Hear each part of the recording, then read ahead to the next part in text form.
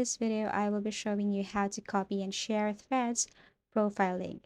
So this is a very easy, quick, and fast tutorial.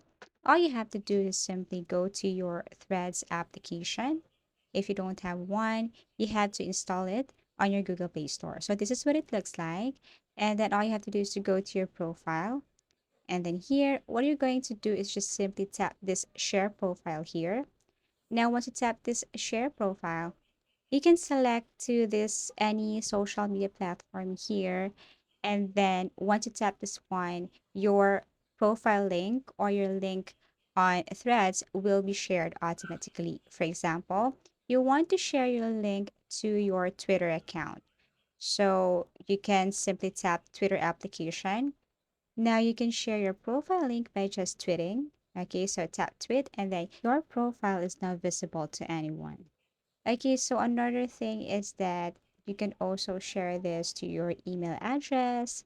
You can share this to your WhatsApp application, to your Facebook, okay, to any of the social media platform here.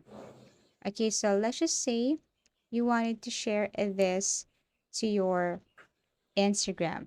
You just have to click Instagram. But, a little bit of information, you must have your application or account login so that it will take you directly to your account.